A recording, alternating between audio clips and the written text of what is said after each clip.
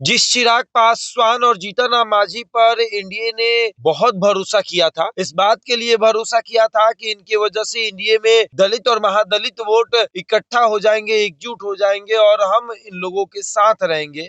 वहीं दूसरी तरफ ये भी देखने को मिल रहा है कि पहले चरण के मतदान के बाद दूसरे चरण का मतदान हो रहा है। पहले चरण में जिस तरीके से चिराग पासवान के रहने की या फिर ना रहने से कोई एनडीए को फायदा नहीं हुआ है। चिराग पासवान एनडीए में है, इसका फायदा एनडीए को नहीं मिला है। वहीं दूसरी तरफ ये भी देखा गया कि चिराग पासवान, जीतन राम मांझी एनडीए में है, फिर भी दलित और महादलित वोट जो है उसमें सिंधमारी महागठबंधन कर रहा है। दलित और महादलित वोट में बड़ी सिंधमारी महागठबंधन कर रहा है, कांग्रेस कर रही है बड़ी सिंधमारी। और चिराग पासवान कोई फैक्टर साबित नहीं हो पा रहे हैं जितने चिराग पासवान अपनी जीते हुए सीटों का जिक्र करते थे।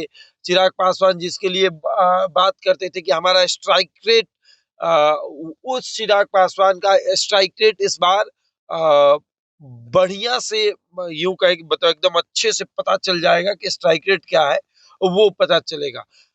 पहले चरण में नीतीश कुमार ने ऐसे ऐसे सीटों पर चिराग पासवान को लड़ा है जहां से आरजेडी के डायरेक्ट फाइट हो रहा था।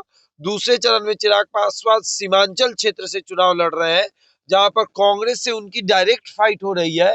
और वहां पे पता क्या चल रहा है कि चिराग पासवान कोई फैक्टर साबित नहीं हो रहा है, बल्कि एआईएमआईएम जो है वो मजबूत स्थिति में है और कांग्रेस की लड़ाई एआईएमआईएम से हो रही है, ना कि चिराग पासवान से। तो ये दिख रहा है कि चिराग पासवान एनडीए में है, इसका फायदा एनडीए को नहीं मिल रहा है। जिस तरह से एनडीए ने चिराग पासवान को अपने साथ रखा, लोकसभा में चिराग पासवान को 5 सीटें मिली, पांचों सीट लोग चिराग पासवान जीत गए। उसके बाद झारखंड में 2 सीटें मिली, उसमें से 1 सीट जीत गए, दिल्ली में 1 सीट मिली, वो हार गए।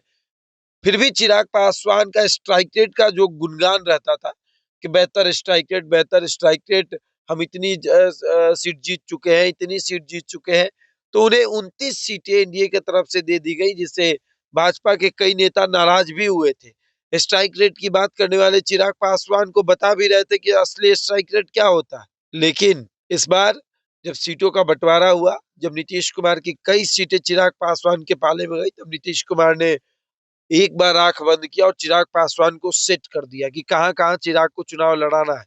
जिन सीटों पर चिराग पासवान आसानी से चुनाव जीत सकते थे, उन सीटों को जेडीयू ने नहीं दिया, क्योंकि वो जेडीयू की सीटें थी।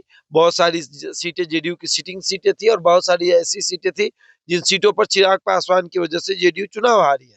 तो वो उन सीटों को भी जेडीयू ने चिराग पासवान को देने से इनकार कर दिया। और अब माहौल ये दिख रहा है कि पहले चरण के बाद दूसरे चरण में भी चिराग पासवान कोई बेहतर फैक्टर साबित नहीं हो पा रहे हैं।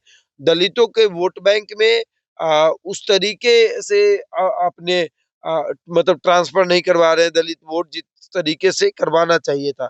दलित वोट में महागठबंधन जो है वो सिंधमारी कर चुका है, दलित वोट में कांग्रेस सिंधमारी कर चुका है। कई ऐसे दलित वोटर हैं जो ये कह रहे हैं कि नहीं, चिराग पासवान नहीं, उसके तरफ नहीं जाएंगे। वो क्या कहता है कुछ समझ नहीं आता है। कभी कहता है मेरा घर भाजपा की वजह से टूटा है, कभी कहता है आरजेडी की वजह से टूटा। तो ये समझ नहीं आ रहा। वैसे कंफ्यूज नेता को हम लोग वोट नहीं करेंगे। तो ये दलित और महादलित की बात हो रही है। आगे देखिए क्या होगा। बहरहाल इस खबर में इतना ही। बने हमारे साथ और देखते रहे द इंडिया टॉप।